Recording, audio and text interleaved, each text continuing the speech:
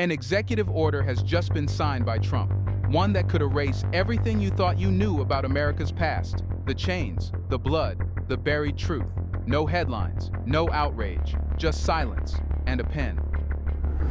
After another bold move by President Trump, this time taking aim at the Smithsonian Institution. But why would a former president want museums to forget that? Let's find out.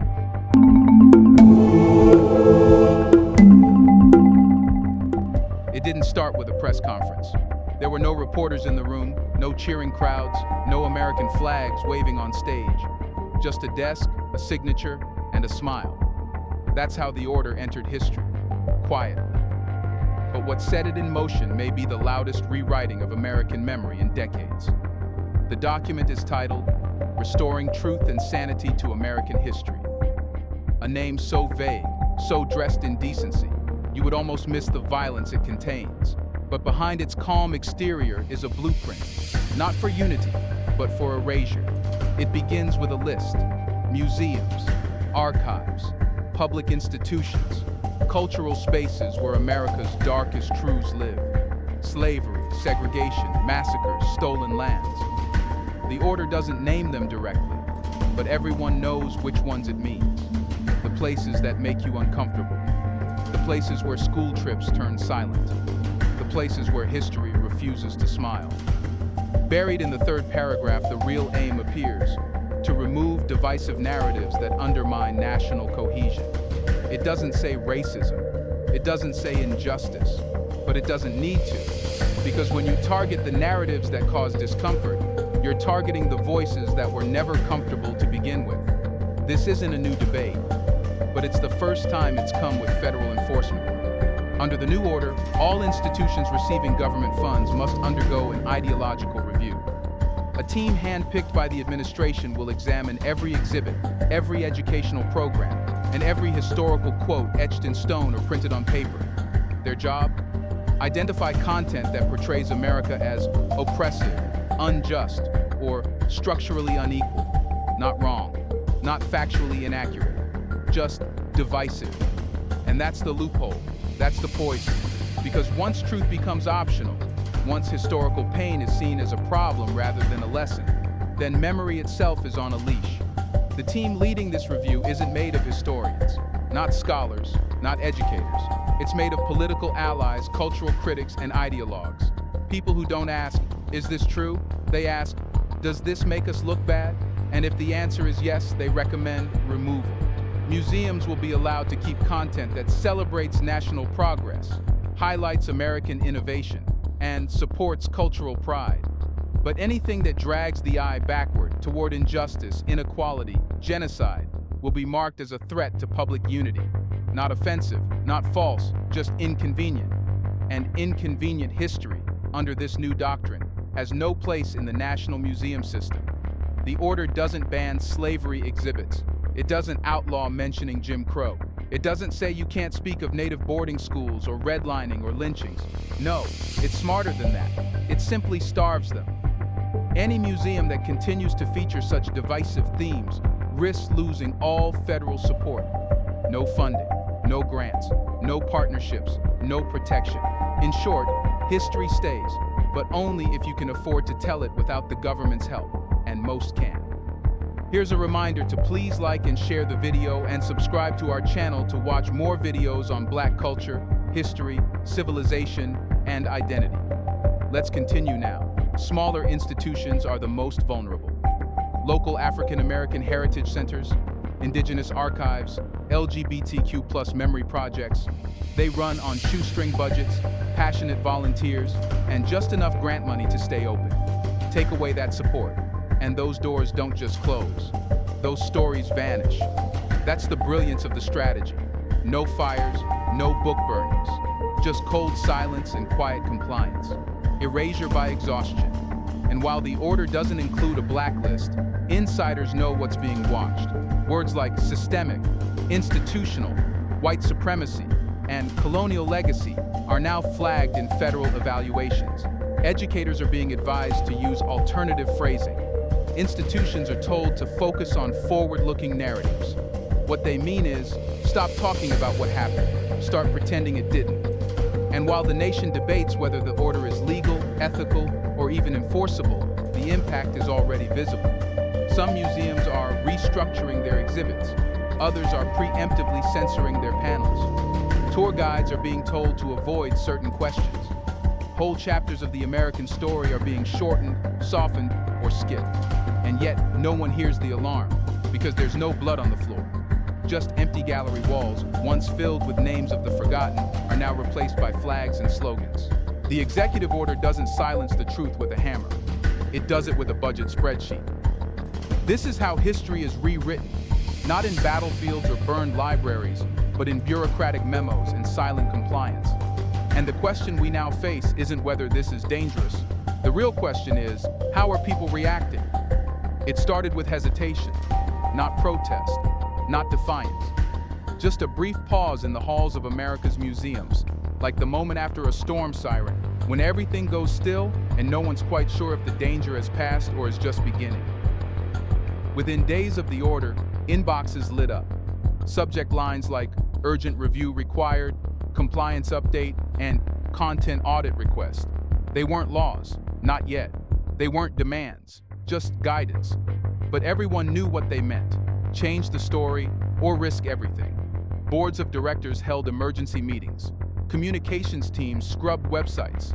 Exhibit designers opened old files, looking at paragraphs they once wrote with pride, paragraphs that now felt radioactive. Across the country, curators found themselves asking a question they never imagined they would face in America. Can we still say this? In a museum world once governed by historical accuracy, nuance, and truth-telling, the new era introduced a different metric: risk tolerance. Not, is this true, but will this get us flagged? The stakes weren't theoretical. Museums that defied the tone of the order began receiving phone calls. No threats, no legal letters, just check-ins. Just reminders that funding was being reviewed, just enough to make sure the message was received. And slowly, changes began. A Black History Center in Georgia removed a segment on mass incarceration. A Native Cultural Museum in Arizona pulled its exhibit on boarding schools for reframing. A major city museum put its civil rights wing under maintenance with no timeline for return. None of these decisions were publicly linked to the order, but behind closed doors, staff whispered the same word: pressure. Because the pressure wasn't loud. It was quiet, administrative, chilling. This wasn't the first of censorship. It was the breath on your neck. In interviews later given off the record, several museum directors admitted they didn't even know what the new boundaries were. That was the point. The order was vague by design. Without a clear rule book, uncertainty became the weapon. Institutions began censoring themselves, not because they were forced to, but because they were afraid not to. And that's how silence spreads. One museum removes a single plaque. Another changes the wording of a slavery exhibit. Another shortens its section on police violence. Each act is small, even justifiable on the surface. Budget, space, priorities. But together they create a new version of the national memory. Cleaner, simpler, less painful, less real. The fear wasn't only institutional. It seeped into individuals. Museum educators, those who give tours to children, families, and students, began rewriting their scripts. Words like oppression were softened. Phrases like white supremacy were swapped for racial dynamics. Some educators were told to let visitors ask first before addressing hard topics. In the Smithsonian Network, once known for its unapologetic truth-telling, a new tension brewed. Some staff wanted to speak out. Others warned against it. Meetings became hushed. Messaging became sanitized. The very places built to preserve difficult truth were now being trained to fear it. And for many, the moment that confirmed the shift wasn't a press release or exhibit closure. It was the sudden disappearance of the diversity, equity, and inclusion offices. These offices weren't just symbolic, they were structural. They represented a commitment to telling America's full story, to hire diverse voices, to address gaps in representation. In the wake of the executive order, several DEI offices were quietly disbanded, not with rage, but with resignation. Staff were reassigned, budgets were frozen, initiatives were put on hold indefinitely. It was a clean, bloodless purge, and it didn't make headlines. That's the thing. There was no national outcry, no massive protest movement, no primetime coverage. The museums didn't shut down. They didn't burn books or cancel tours. On the surface, everything looked normal. Field trips still came. Guides still spoke. People still walked through galleries, nodding in thought. But the content had changed. The tone had shifted. The air had thickened. The real damage wasn't in what was said. It was in what was now unsayable. And in that vacuum, something darker began to grow. Right-wing commentators, once fringe critics of woke history, began celebrating the order as a turning point. Culture war pundits took credit for the cleansing of liberal bias in historical institutions. Conservative PACs began sending out fundraising emails declaring victory over Marxist museums. And slowly, new proposals began circulating. National standards for historical exhibits, new review boards for federally funded education programs, and even legislation that would penalize anti-American content. The executive order, it turned out, was only step one. What started as an invisible directive had opened a door, and now ideologues were lining up to walk through it. And the institutions meant to hold the line, they were already folding under the weight of silence. So now the question is what this means for Black people. When a government rewrites its history books, the first thing that disappears isn't a date, it's a people. For Black Americans, this order isn't abstract. It's not a policy debate or a culture war headline. It's personal, it's ancestral, it's an erasure with fingerprints, and those fingerprints are fresh. Because when slavery is downplayed, it's not just a historical fact being buried, it's generations of trauma being denied. And when museums are stripped of the truth, Black families lose something deeper than documentation. They lose evidence, recognition, legitimacy, acknowledgement that what happened to them wasn't just real, it mattered. The African American experience in the United States has always been a fight to be seen. From plantation fields to protest lines, every chapter has been a demand for visibility. So what happens when the highest office in the country signs an order that makes visibility a threat? You don't just disappear from the museum wall, you start to disappear from the national conscience. Under this order, the history of slavery is allowed, but only if it's softened. The brutality of lynching is mentionable, but preferably without photographs. Jim Crow, technically included, but only in passing. Structural racism, redacted. And that's where the real damage lies. Because this isn't about removing one or two controversial exhibits. It's about retraining the national gaze, so that when Americans think of Black history, they don't see chains or marches or protests. They see jazz, they see sports, they see smiling faces and filtered pride. In short, they see the version that doesn't make them uncomfortable. And for millions of Black people, that's more than insulting. It's infuriating, because the truth is uncomfortable. It should be. It's supposed to be. A nation built on forced labor, racial fear, and centuries of legal exclusion should not get to celebrate its progress without first confronting the blood it costs. But under this order, even the blood becomes politically inconvenient. Black scholars have already begun reporting changes in access to research materials.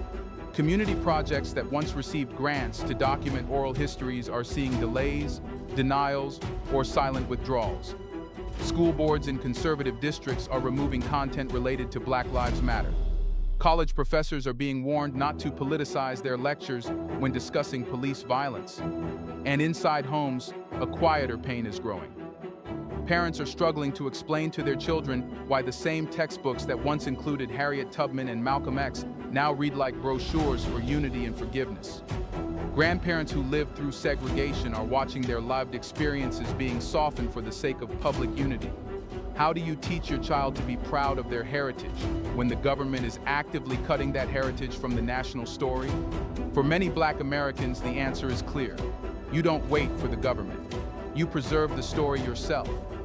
Community centers are now holding independent workshops. Churches are turning Sunday schools into history classrooms. Digital archives are expanding faster than ever because people know what's at stake. This isn't just a policy shift, it's a cultural emergency. And in the face of it, many are realizing something profound. If the government can erase Black history, it can erase Black pain. And if it can erase Black pain, it can erase Black demands. Because if the story of inequality is never told, then the need for justice no longer exists. This is the most chilling outcome of all. When Black history is treated as dangerous, Black identity becomes a threat. When resistance is framed as division, activism becomes insurgency. When truth becomes controversial, Black truth-tellers become enemies of the state. And this time, it's not the police who are doing the silencing. It's the policy. It's the paperwork. It's the quiet decisions made in federal offices by people who will never walk into a segregated school or a red-line neighborhood, but who now control how those places are remembered, or whether they're remembered at all. So for Black Americans, this isn't just about museums. It's about belonging. It's about safety. It's about survival. Because when a system begins to erase your history, it is never long before it starts erasing your future. And that's why many are asking, if we let them rewrite the story now, what will they erase next? Now the question is, what does this cover-up tell us about the US? You don't cover up what you're proud of. You cover up what you're ashamed of. And right now, the United States is covering hard. This executive order isn't just a culture war move, it's a confession. Proof that the country's institutions at their highest levels are fundamentally unwilling to face what they've done. Instead of owning up to centuries of oppression, exploitation, and systemic injustice, the US has chosen to hide the evidence. And not because it's gone, but because they know it's still hauntingly real. In any decent society, truth is the beginning of repair. Acknowledging the damage is the first step toward justice. But here, truth is treated like a threat. Honesty is seen as unpatriotic. And museums that dare to show the scars of the past are now being labeled divisive, dangerous, and even anti-American. But what does that say about America itself? If your national identity falls apart at the mention of slavery, then your identity was never built on truth. It was built on denial, on fantasy, on selective memory. This is corruption, not just in politics, but in morality. A country that demands loyalty while hiding its sins isn't asking for unity, it's asking for silence. What's happening now is not the behavior of a confident nation, it's the behavior of a guilty one. A nation so afraid of its reflection that it will smash the mirror rather than fix the face staring back. Instead of repairing the broken systems, school segregation, police brutality, generational poverty, health disparities, America is investing time and energy in scrubbing the story clean. The logic is simple. If the pain can be hidden, then so can the responsibility. And if no one remembers the crime, then maybe no one will demand justice. It's not just cowardice, it's convenient. Fixing systemic racism requires work, money, and power redistribution. But hiding it, that's cheap, that's quick. That just takes a signature. That's why this order was never about unity. It was about control. Because the moment a nation begins to forget the crimes committed against its people, it also forgets its obligation to make things right. The reparations stop. The policies stall. The activists are demonized. And the victims? They're told to move on. But how do you move on from something the country won't even admit happened? America wants to close the book without reading the pages. It wants to be applauded for progress without paying the price of truth. And that's not strength, that's rot. Because when a nation hides its history, it's not healing, it's decaying. Why is the United States so terrified of its reflection? Let us know in the comment section.